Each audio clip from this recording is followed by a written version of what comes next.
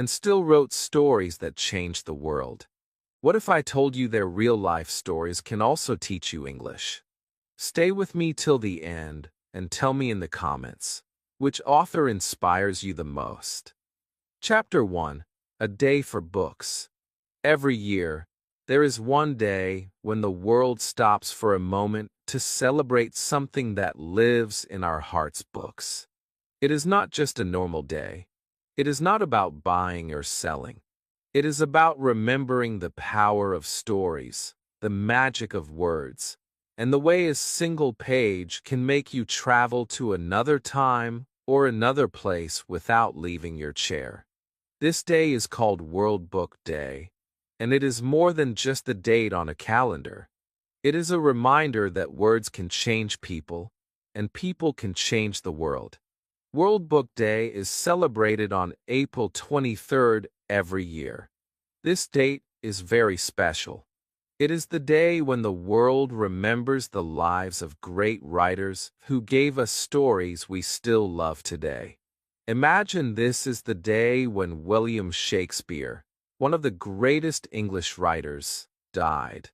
It is also the day when Miguel de Cervantes, the Spanish author of Don Quixote, died. And even more, it is the birthday of Inca Garcilaso de la Vega, a writer who kept the stories of his people alive. 3 great names, one single date.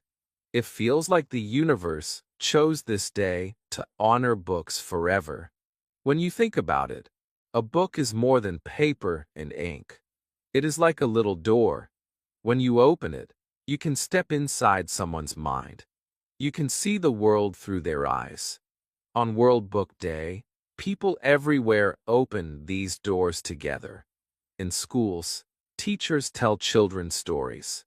In libraries, people gather to read aloud. On the streets, some cities even give out free books to strangers. It's a day when everyone becomes a little bit closer because we are all part of the same story-loving family. I want you to think about the first book you ever read. Was it a picture book?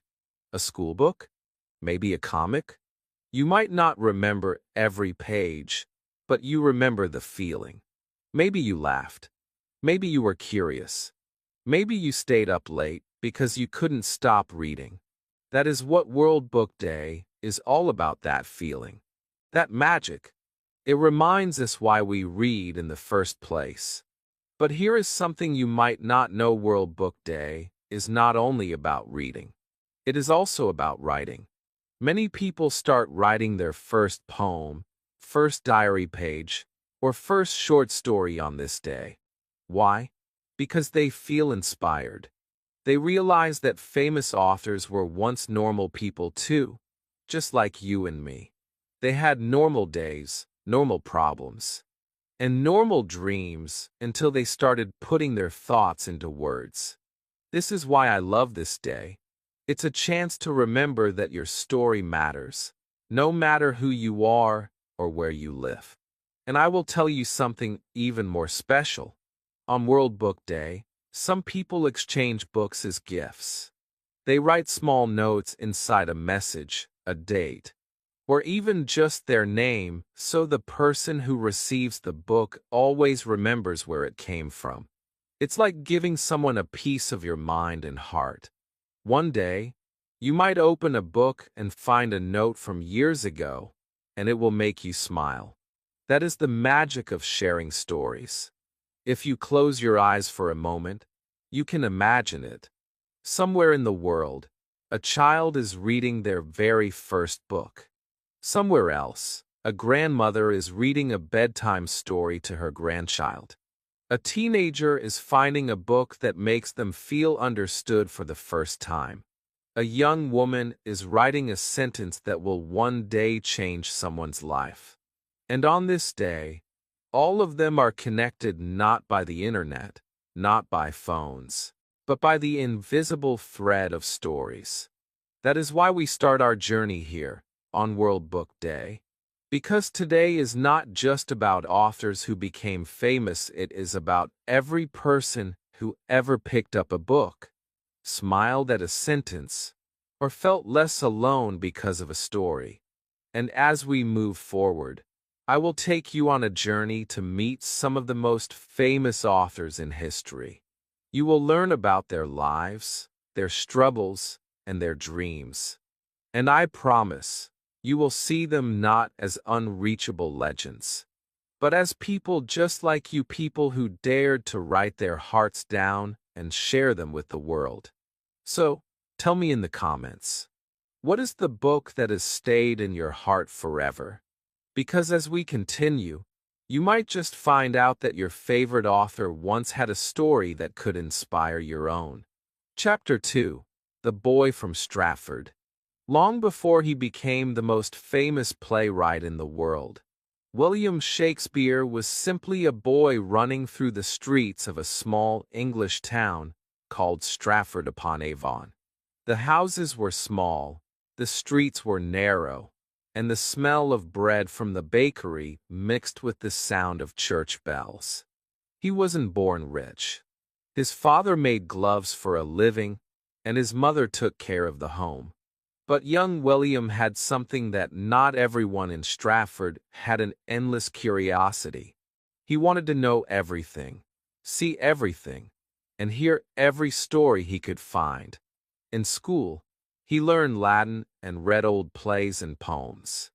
But I think his real classroom was the town itself. He would watch travelers come in, hear them talk about faraway places, and imagine what those places looked like. Maybe he saw actors performing in the market square. Maybe he stayed up late listening to grown-ups tell tales of kings, battles, and love. Without even knowing it, he was collecting pieces of the world in his mind, storing them like treasures for later. But Shakespeare's life was not always easy.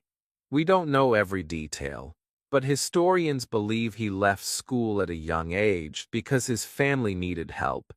Imagine being a teenager with big dreams, but no easy way to follow them. Yet, instead of giving up, he found stories everywhere: in people's laughter, in their arguments, in their secrets. That's what made him different. He didn't just live life, he studied it. One day, he left Stratford and went to London. It was a busy, noisy city full of theaters, markets, and people from all over the world. For a young man who loved stories, it was like stepping into a giant book. He began acting in plays, but soon his words became more powerful than his performances. His first works made people laugh and cry, sometimes on the same night. Audiences started to notice something special. Shakespeare wrote about kings and queens, yes, but he also wrote about normal people. He made everyone's story important. And here's the part that will surprise you: Shakespeare invented over 1,700 words in English. Words we still use today, like lonely, bedroom, and moonbeam. Imagine having the courage to create a word that no one had heard before, and then having the whole world use it for hundreds of years. That's the power of believing in your own voice. Even now, more than 400 years later, his plays are performed in every corner of the world. You don't have to understand every old English word to feel them. You can see the love in Romeo and Juliet, the ambition in Macbeth, the humor in A Midsummer Night's Dream. These words are alive because they talk about things we all feel: love, jealousy, hope, fear. If William Shakespeare were alive today, I think he would tell you something important. You don't need to be born rich or live in a big city to write something powerful. You just need to pay attention to the world around you. Listen carefully, and dare to put your thoughts into words. He started as just the boy from Stratford, but he became the man whose words shaped a language. So, I'll ask you this: if Shakespeare could turn his small-town life into stories the whole world loves, what could you do with your own life stories? Keep that question in your mind, because in our next chapter, we'll travel from England to Spain to meet another man who turned his imagination into one of the greatest adventures ever written. Chapter 3: The Spanish Dreamer. Far away from the green fields of England and the warm sun of Spain, a boy named Miguel de Cervantes was growing up with a heart full of dreams. His family was not wealthy, and life was often difficult. But Miguel had something no one could take away: an imagination so big it could not be contained by the walls of his home. He would watch the streets filled with merchants, soldiers, and travelers, and in his mind, they became heroes, villains, and adventurers. Even in the toughest moments, he found comfort in stories. As a young man, Miguel's life was anything but simple. He became a soldier and fought in battles that were loud, dangerous, and terrifying. One battle left him badly injured, and his left hand was permanently damaged. Yet instead of letting this stop him, Miguel learned something important: that courage is not only found on the battlefield, but also in the quiet moments when you decide to keep going. That decision, to never give up, would one day lead him to write the book that made him famous. But before fame, there was struggle. Miguel was captured by pirates and spent 5 years as a prisoner. Imagine that: 5 long years away from home, away from family, with only hope to keep you alive. And still, in those dark times, his imagination kept him company. He would think about knights, castles, and journeys into the unknown. In his mind, he was already writing the story that would change literature forever. That story became Don Quixote, the tale of an old man who loved books about knights so much that he decided to become one himself. He put on armor, took a sword, and went out to fight for justice. But there was one problem: the world had changed, and real knights no longer existed. Don Quixote fought windmills, thinking they were giants. He mistook ordinary inns for castles. He saw the world not as it was, but as he believed it should be. People laughed at Don Quixote, but they also loved him because deep down, we all know what it's like to chase a dream that seems impossible. Miguel used humor to hide a deep truth: that sometimes the world needs dreamers. Without them, nothing new would ever happen. When Don Quixote was published, it became one of the most important books ever written. Today, it is read in almost every language in the world. Some call it the first modern novel.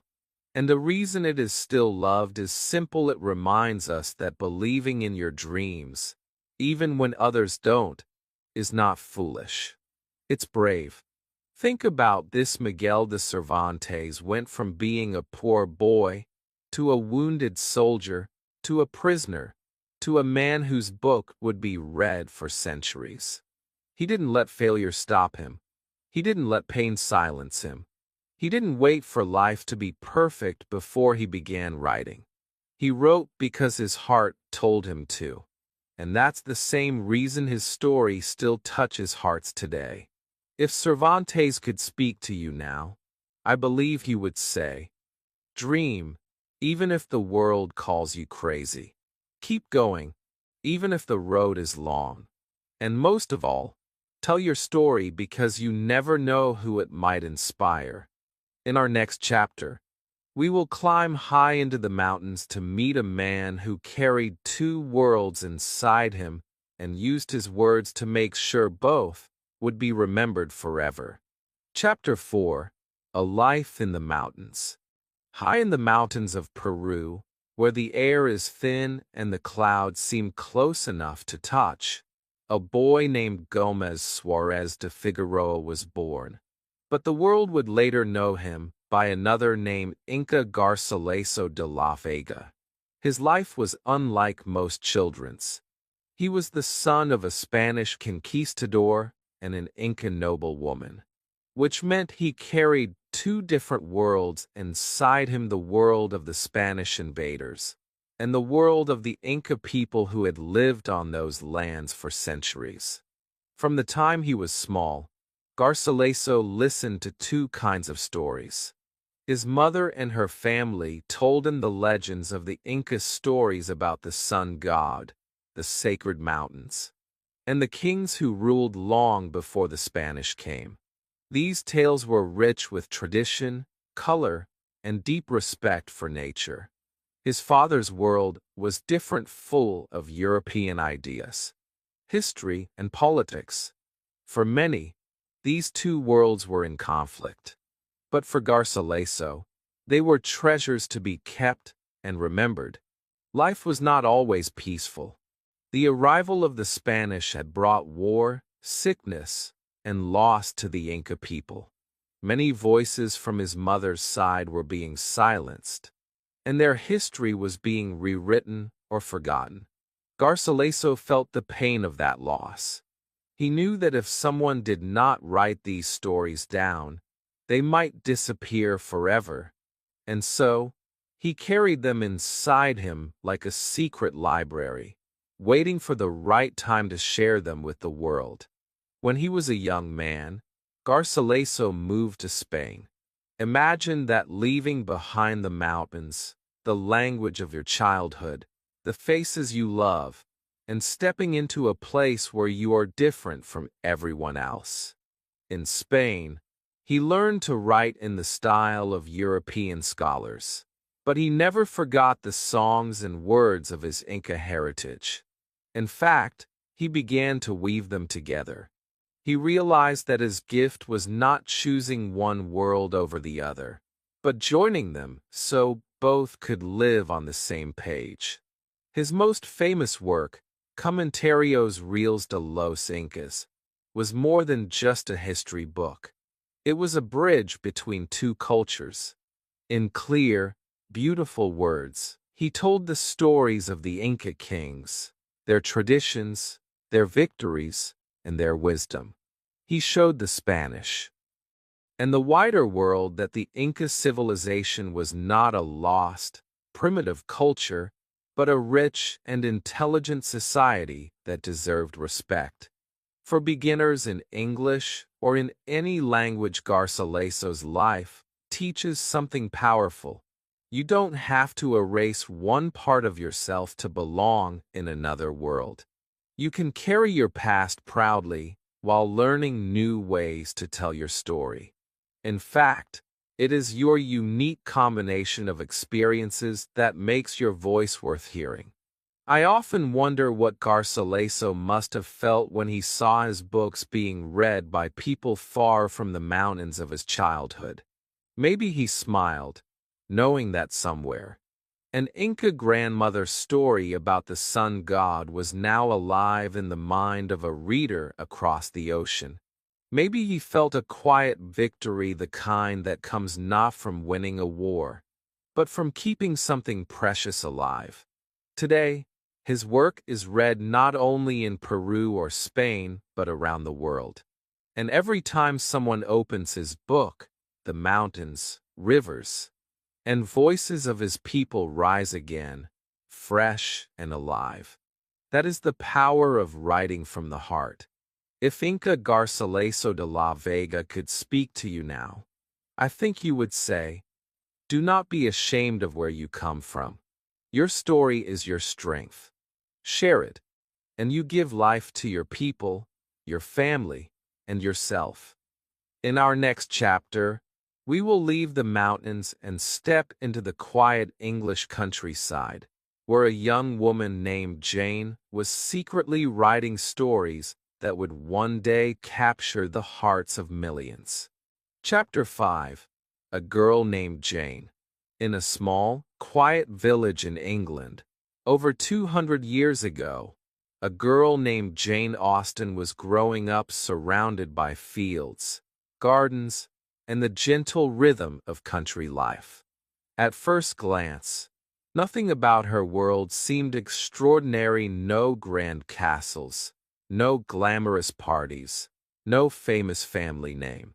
But Jane carried something extraordinary inside her, the ability to see beauty and meaning in the smallest moments of everyday life.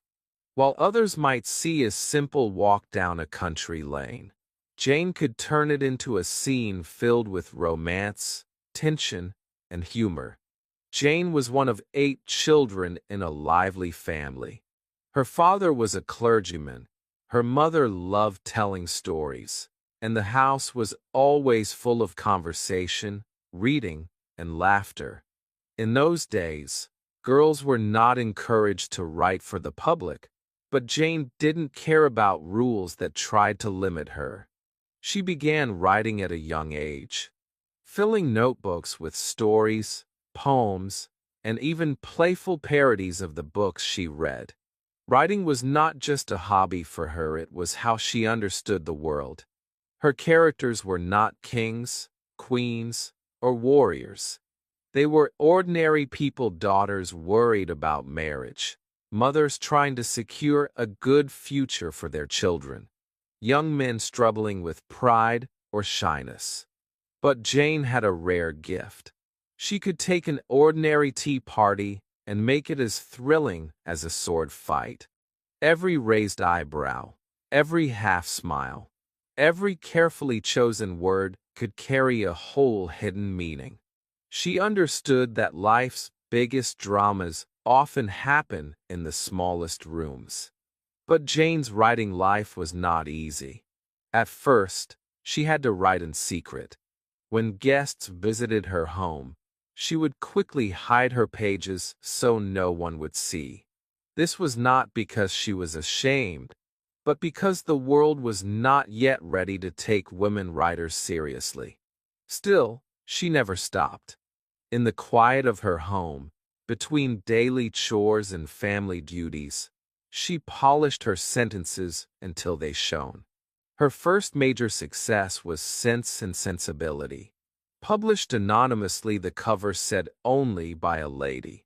Then came Pride and Prejudice, a novel so alive with wit and warmth that it has never gone out of print since the day it was first published. People fell in love with her characters because they felt real, as if they could step right out of the book and join you for tea. Elizabeth Bennet, Mr. Darcy, and so many others became timeless, living in the hearts of readers across generations. What's even more inspiring is that Jane Austen achieved this. Without traveling the world, without huge wealth, and without powerful connections. She wrote from her little village, proving that you don't have to be in the center of the world to write something that touches it. All you need is the courage to put your truth into words. Jane's life ended too soon. She died at the age of 41. But in that short time, she created stories that have lasted more than 2 centuries. Today, her books are translated into many languages, adapted into films, and loved by millions. Her humor, her understanding of human nature, and her quiet defiance of society's limits continue to inspire not only writers, but anyone who has ever been told, "You can't." If Jane Austen could speak to you now, I believe she would say, look closely at your own life. The stories are already there.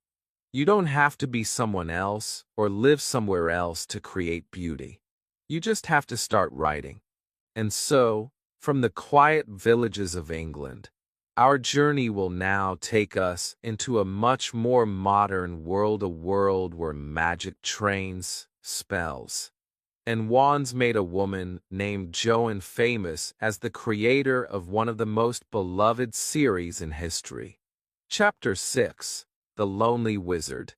Long before the world knew the name Harry Potter, there was a young woman named Joanne Rowling, sitting in a small cafe with a notebook, a cup of coffee, and a heart full of stories. She was not famous. She was not rich. In fact, life at that time was very hard. She was a single mother, raising her baby daughter alone, struggling to pay rent, and wondering how she could build a better life.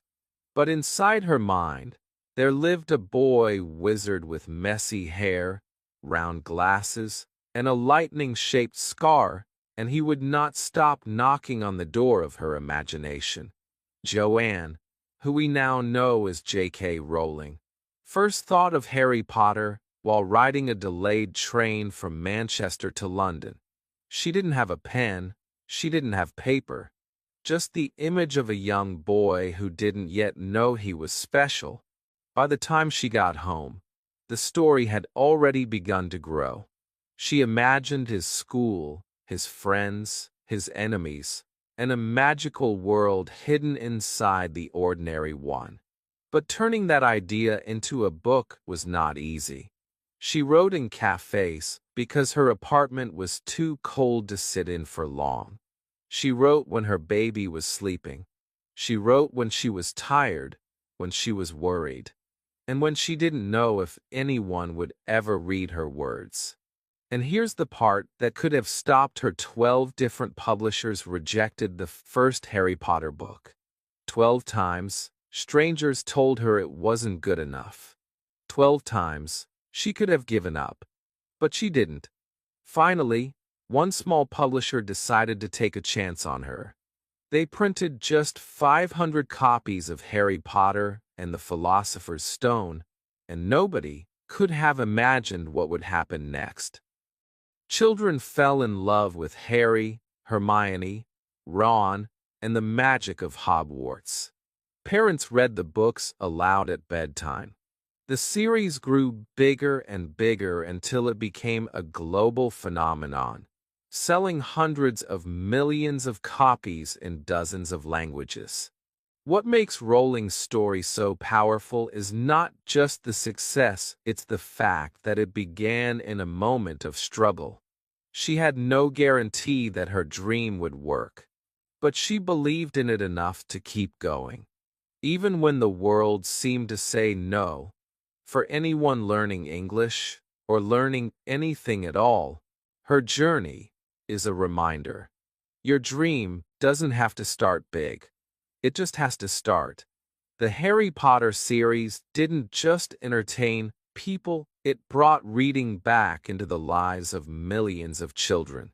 In a time when many kids preferred television or video games, Rowling's books made them pick up a book willingly, excited to turn each page. That is the kind of magic that lasts longer than any spell.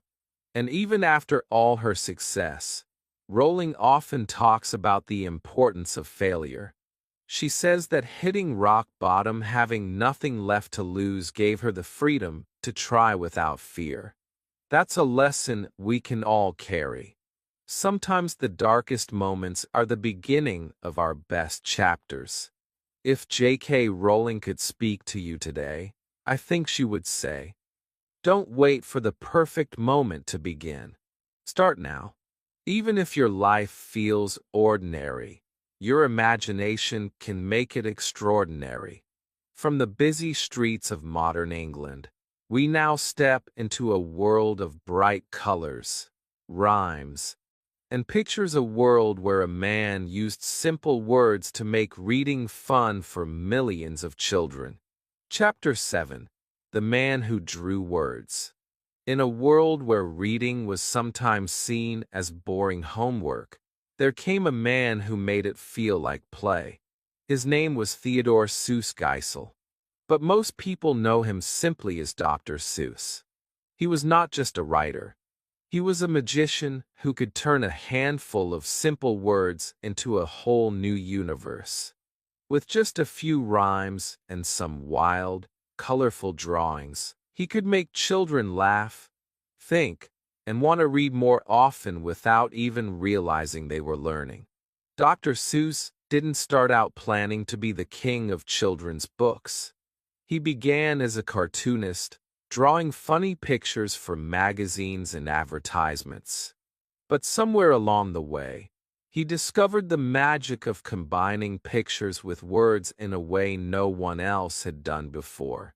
His sentences danced, his words played tricks, and his characters, like the mischievous cat in the hat or the kind-hearted Horton, the elephant, felt like friends you could visit whenever you opened a book.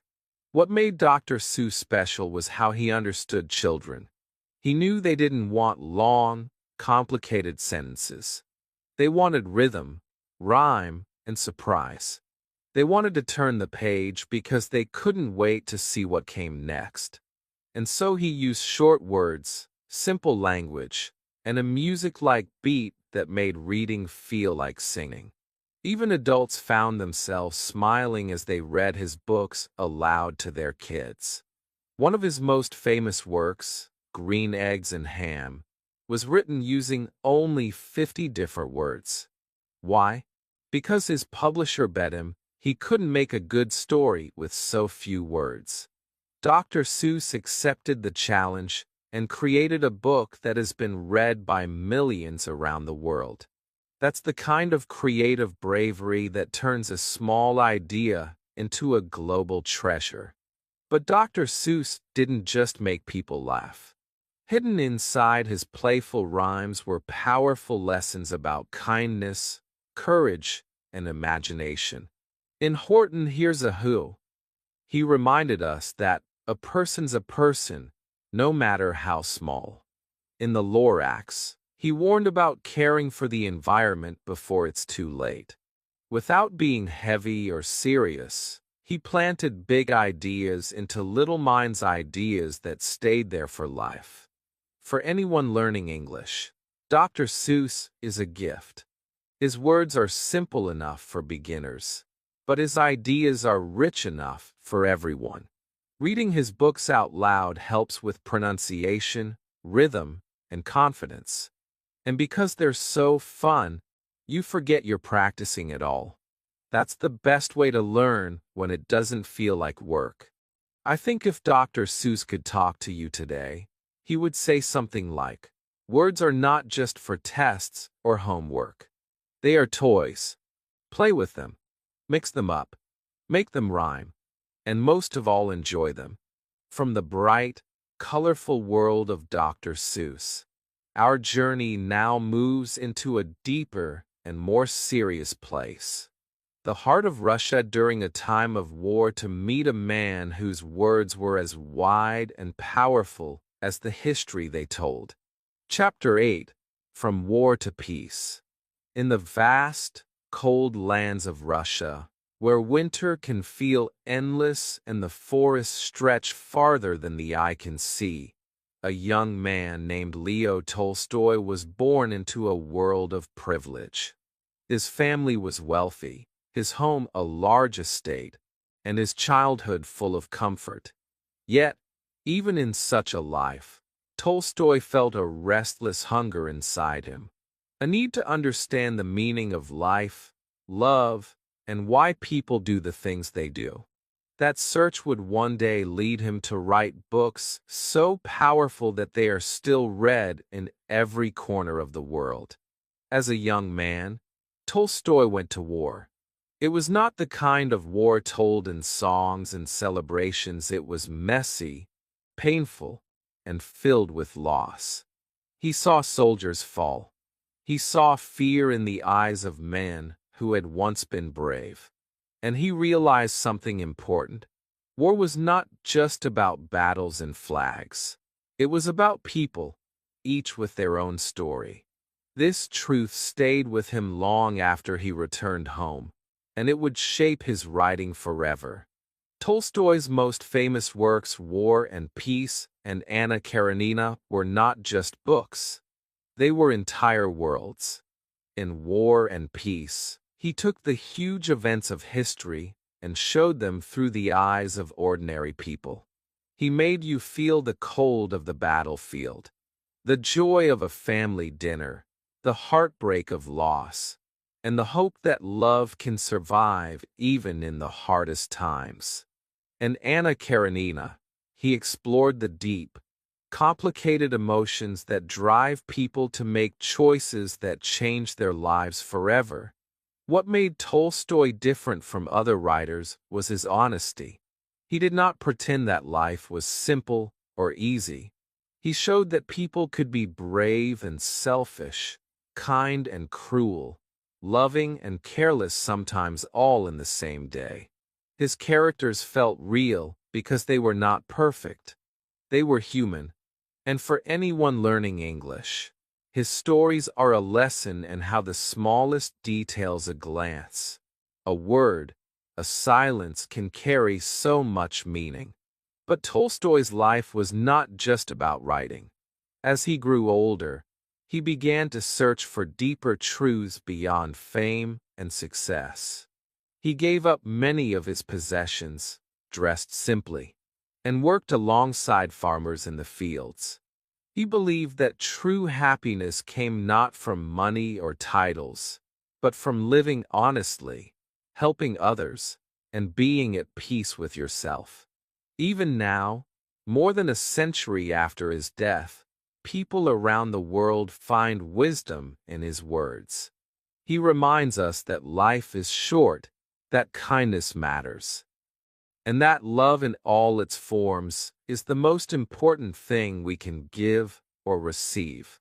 If Tolstoy could speak to you today, I believe you would say, "Do not measure your life by the battles you win, but by the hearts you touch.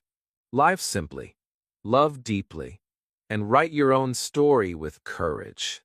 From the snowy fields of Russia, we now step into a garden that has been locked for years, a place of secrets, flowers, and hope to meet the woman who taught the world that even the coldest winter can turn into spring.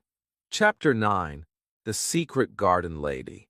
In the late 1800s, a little girl named Frances Hodgson Burnett was growing up in Manchester, England. At first, her life was comfortable. Her father owned a shop, and her home was warm and safe. But when Frances was just a child, her father died suddenly, leaving her family in financial trouble. The security she had known disappeared almost overnight. Her mother decided to take the family across the ocean to the United States, hoping for a better life. They settled in Tennessee, but it was not the dream they had imagined. Life was hard, money was scarce, and young Frances had to grow up quickly. Even in those difficult years, Frances found escape in her imagination. She began writing stories when she was still a teenager, sending them to magazines for a few dollars. At first, it was just a way to help her family survive. But slowly, her words began to travel. People noticed the warmth, hope, and magic in her storytelling. She had a gift for creating worlds where sadness could be healed, where love could grow again, and where beauty could be found in unexpected places. Her most famous work, The Secret Garden, was published in 1911. It tells the story of Mary Lennox, a spoiled and lonely girl who discovers a locked, hidden garden. At first, the garden is silent and lifeless, just like Mary's heart. But as she begins to care for it, flowers bloom, trees grow strong, and life returns not only to the garden, but to Mary and the people around her. It is a story about how nature, kindness, and patience can turn even the darkest winter into spring. Readers fell in love with The Secret Garden because it wasn't just about plants and flowers, it was about healing. Everyone has times in life when the world feels closed off, when we feel locked inside ourselves. Frances reminded us that even when things seem hopeless, there is always a door waiting to be opened, if only we have the courage to look for the key. For English learners, The Secret Garden is a gentle, beautiful way to experience storytelling. Its language is clear, its scenes are vivid, and its message is universal. You can almost smell the roses, feel the sun on your face, and hear the wind in the trees as you read. And without realizing it, you learn new words that feel alive because they grow inside a story. Frances Hodgson Burnett did not have an easy life. She lost loved ones, faced criticism, and often felt lonely. But she never stopped writing stories that gave people hope. She understood that a book could be more than entertainment, it could be a safe place, a reminder that beauty can bloom again after loss. If Frances could speak to you now, I think she would say, no matter how closed your life feels, there is a garden waiting for you. Care for it, and it will care for you. From the quiet garden walls, we now step onto the wide, open river to meet a man who filled his pages with adventure, humor, and the wild spirit of freedom. Chapter 10: The Adventure's Maker. In a small town along the Mississippi River, in the year 1835, a boy named Samuel Langhorne Clemens was born. The world would later know him by a different name, Mark Twain, a name that would become a symbol of adventure, humor, and the magic of storytelling. His childhood was filled with the sights and sounds of the river, the splash of paddles in the water, the call of the steamboat captains, and the laughter of children playing along the shore. This river would one day become the lifeblood of his most famous tales. Mark Twain didn't have an easy path to becoming a writer. His father died when he was only 11 years old, and young Samuel had to work to help support his family. He became a printer's apprentice, setting type for newspapers, and in his spare time, he read whatever he could get his hands on. Books became his teachers. Later, he worked as a riverboat pilot on the Mississippi, an experience that gave him not just a job, but a deep understanding of the river's moods, dangers, and beauty. When he finally began writing stories, Twain brought all of that experience with him. He didn't write about kings or queens. He wrote about the people he knew, the mischievous boys, the hard-working families, the travelers, the dreamers. His characters were alive because they were real. In the adventures of Tom Sawyer and the adventures of Huckleberry Finn, he captured the spirit of freedom, friendship, and curiosity in a way no one had done before. One of the most remarkable things about Twain was his humor. He could make you laugh out loud one moment and think deeply the next. His jokes were often wrapped around truths about life, society, and human nature. He showed that you could tell important stories without being heavy or boring. For beginners in English, his writing is a reminder that language doesn't have to be complicated to be powerful, it just has to be honest. But Twain's life wasn't all joy and laughter. He faced business failures, lost loved ones, and struggled financially later in life. Yet, he never stopped writing, never stopped speaking, and never stopped observing the world with a sharp eye and a warm heart. He turned even his pain into lessons that readers could feel and understand. The reason his books are still read today is simple. They speak to something deep inside us, the longing for adventure, the desire to break free, the joy of friendship, and the belief that life is meant to be lived fully. When Huck Finn sets off on a raft down the Mississippi, you can feel the wind, smell the river, and hear the water against the wood. It's not just a story, it's an experience. If Mark Twain could speak to you now, I believe he would say, don't wait for life to happen, go and find it. Adventure is out there, but you have to step onto the raft. And now, from the flowing river of America, We sail across oceans and into a land of poetry and song to meet a man who saw the whole world through words, and whose voice still echoes like music today. Chapter 11. The Poet Who Saw the World. In the warm, golden light of Bengal, in the year 1861, a boy named Rabindranath Tagore was born into a family that loved art, music, and literature. Even as a child, he had a quiet intensity in his eyes, as if he were already listening to some secret song the rest of the world couldn't hear. His home was alive with culture. Poets visited, musicians played, and conversations about philosophy flowed like the rivers of India. But young Tagore wasn't content to just listen. From an early age, he began to create. By the time he was a teenager, he was writing poems that carried the depth of someone far older.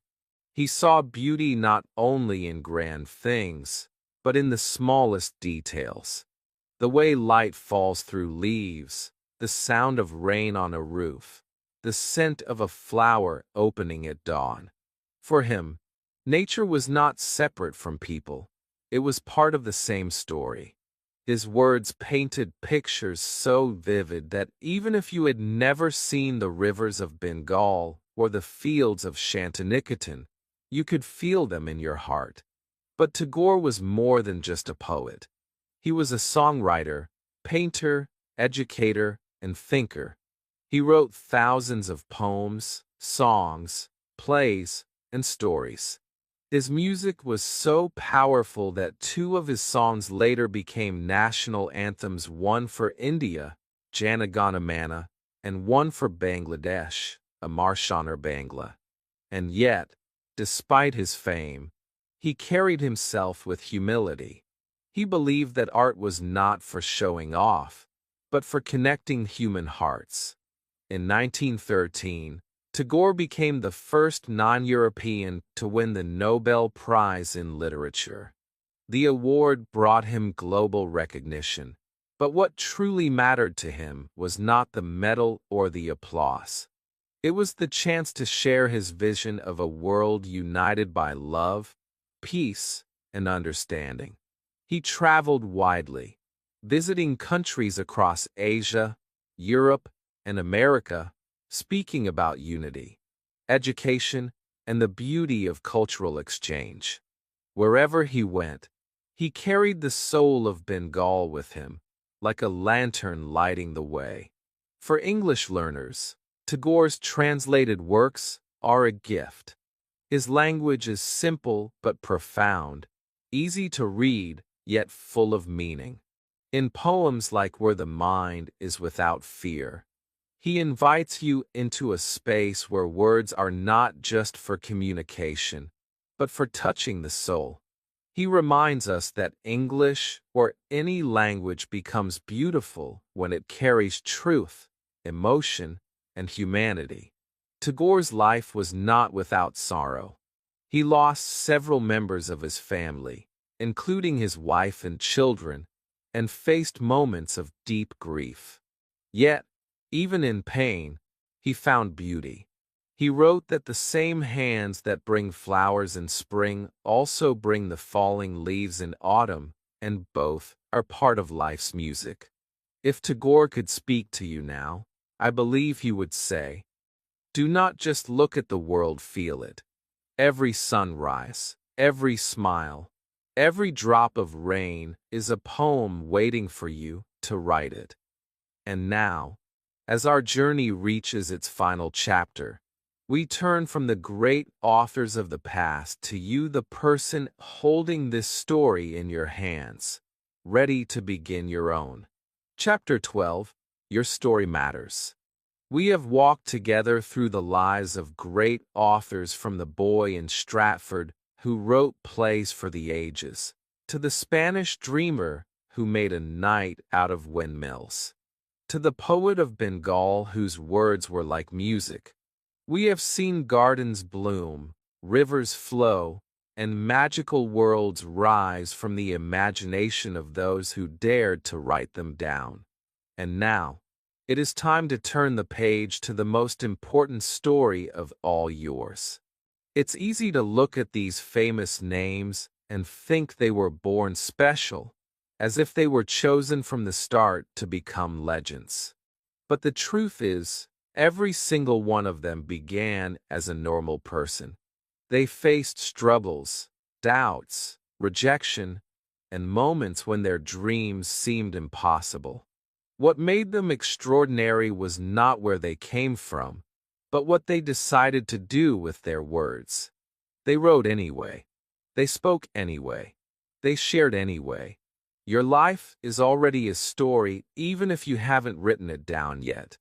Every moment you've lived, every challenge you've faced, every hope you've carried in your heart is a chapter that belongs to you. You don't need to wait until you become something or achieve something to start telling it. The authors we've met didn't wait for perfect conditions. Jane Austen wrote in secret between chores. J.K. Rowling wrote in a cafe with a sleeping baby beside her. Cervantes imagined adventures while living in a prison cell. If they could write in those moments, so can you. And here's the beautiful thing: you don't have to write in perfect English to write in meaningful English. The language of the heart is more powerful than any grammar rule. If you are learning English right now, let these authors be your teachers.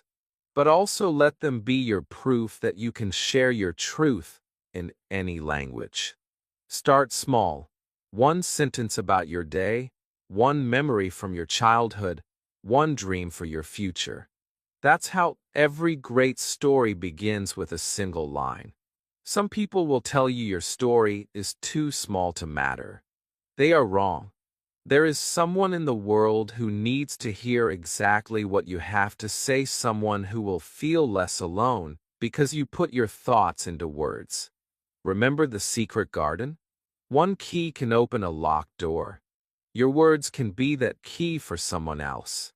If you take just one thing from all the lies we've explored today, let it be this. Books don't just come from authors, they come from courage. Courage to remember, courage to imagine, courage to share. You have that courage inside you, whether you believe it yet or not. So when this video ends, don't let the story stop here. Pick up a pen, open a blank page, or speak into a voice recorder. Tell the world who you are, where you've been, and where you want to go. Your words might not be famous today, or tomorrow, or even years from now, but they will be yours, and that is enough. Because one day, maybe many years from now, someone will turn the page, see your name, and begin reading the story you left behind. And in that moment, your voice will live again.